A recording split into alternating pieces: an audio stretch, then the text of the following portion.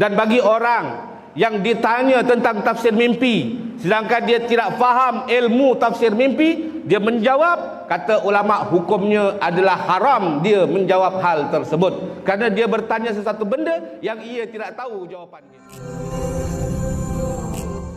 Satu hari, beberapa tahun sebelum baginda Rasulullah SAW diutus sebagai Rasul, Khalid ibn Sa'id bermimpi.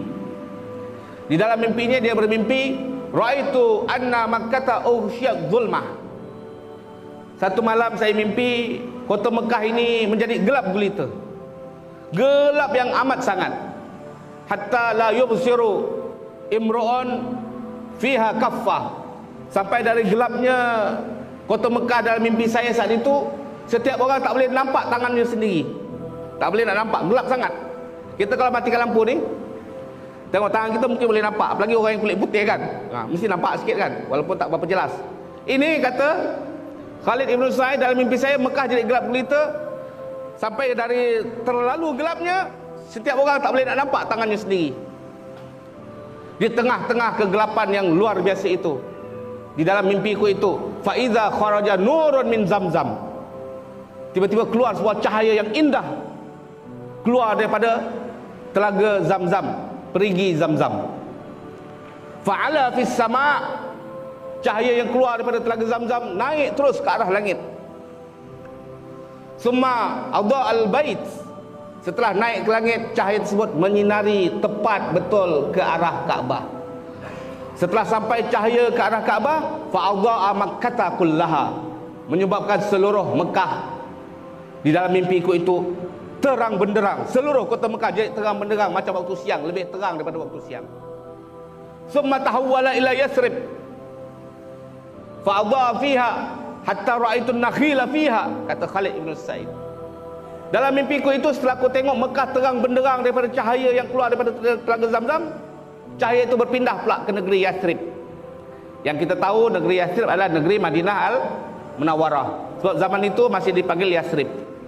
Bila dah Nabi SAW berhijrah ke kota Yathrib, Nabi tukar namanya Taibah atau Madinah Al-Munawwarah.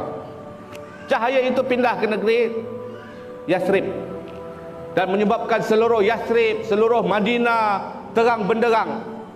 Sehingga dari terangnya benderang, ra'aitun nakhila fiha, aku mampu melihat pokok-pokok kurma yang ada di negeri Yathrib, kata Khalid ibn Sa'id. Fantabahtu, aku pun bangun daripada tidur. Setelah dia bangun daripada tidur, dia terfikir-fikir, mimpi apa ini? Mimpi yang luar biasa.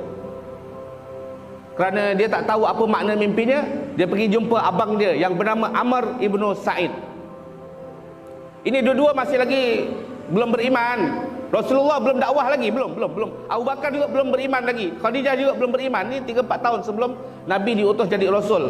Mungkin waktu itu Nabi usia 37, 36 tahun waktu itu. Dia jumpa abang dia Amr ibn Sa'id. Sebab apa? Dalam kitab Sirah Ibn Hisham mengatakan abang dia Amr ibn Sa'id jazil ar-ra'i, orang yang pandai, orang yang bijak, boleh menterjemahkan mimpi-mimpi.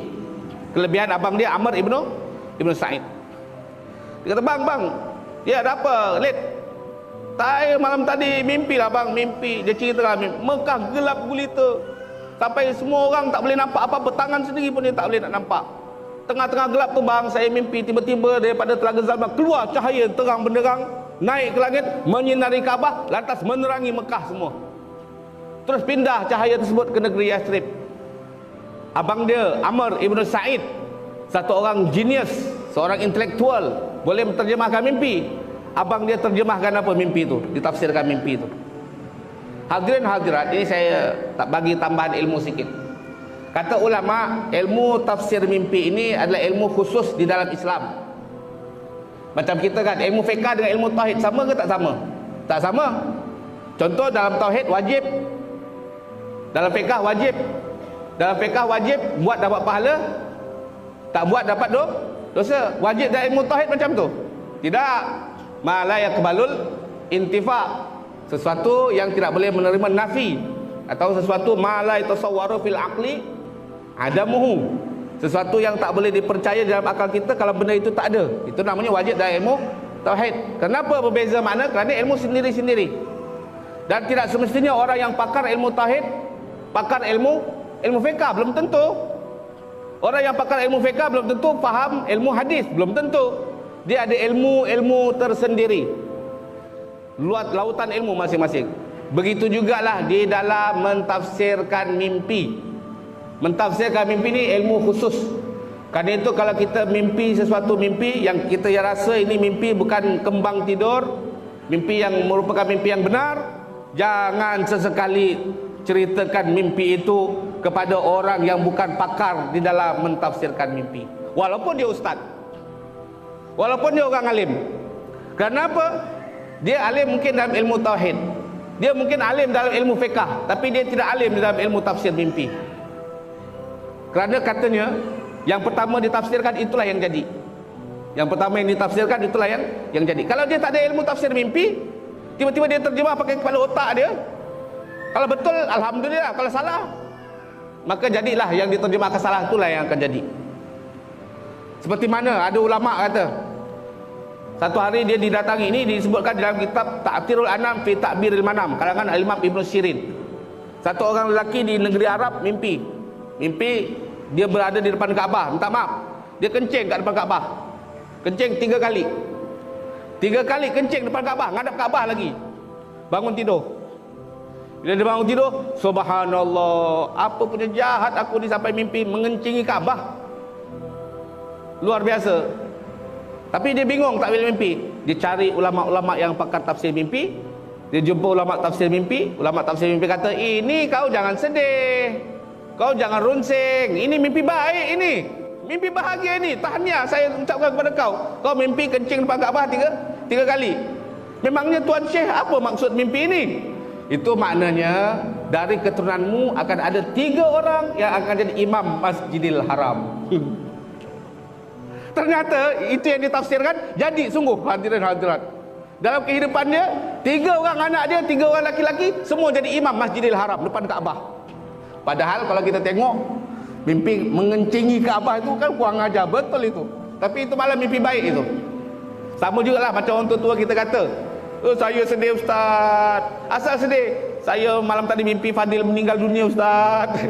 Saya mimpi Fadil mati ustaz. Sedih kita. Tapi ternyata dah ilmu tafsir mimpi, bila kita mimpi kau orang ni mati, petandanya apa? Panjang umur. Ini mimpi baik ini, bukan mimpi buruk. Mimpi baik. Seperti itu. Jadi kita kena hati-hati hadirin. Ada juga antara contoh aja. Contoh, saya sedih ustaz, saya ni mungkin banyak dosa ustaz. Saya mimpi malam tadi saya terpijak, tai tu, minta maaf sebut. Terpijak tai banyak ustaz. Ya Allah, hidup saya dikelilingi tai agaknya. Sebenarnya bukan. Di dalam tafsir mimpi kata ulama, kalau kita mimpi memijak kotoran, itu petanda kita akan dapat duit yang banyak.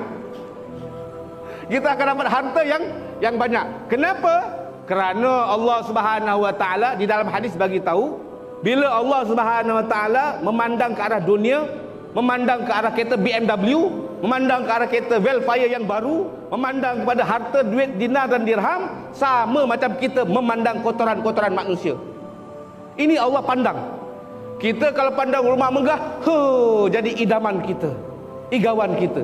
Nampak duit berkepuk-kepuk macam ni, alangkah bagus kalau duit ini jadi duitku. Kita sangat suka, sangat seronok, kita junjung tinggi itu duit di dalam ideologi kita. Tapi Allah bagi tahu, dalam Rasulullah SAW bagi tahu, Allah memandang ke arah duit, Allah memandang ke arah dunia sama macam manusia memandang ke arah tai-tai yang ia keluarkan pada waktu pagi di rumah dia. Ini Nabi SAW bagi tahu. Kerana itu di dalam takwil mimpi, kalau kita mimpi pijak kotoran, tak maaf saya cerita, pijak kotoran itu bukan mimpi buruk, itu mimpi baik. Tuan nak dapat duit yang banyak tu insya-Allah sehari 2 tu nanti. Kan berbeza ilmu tafsir mimpi. Kerana itu tak boleh sembarangan. Dia ada ilmu tersendiri, ilmu khusus. Dan bagi orang yang ditanya tentang tafsir mimpi, sedangkan dia tidak faham ilmu tafsir mimpi, dia menjawab, kata ulama hukumnya adalah haram dia menjawab hal tersebut. Kerana dia bertanya sesuatu benda yang ia tidak tahu jawapan dia. Kita bukan ustaz, kita bukan pakar hadis, kita bukan pakar tafsir. Tiba-tiba orang bertanya hukum hakam, kita pun bagi jawapan suka hati kita. Apa hukumnya tu? itu hukumnya adalah haram, berdosa hadirin hadirat.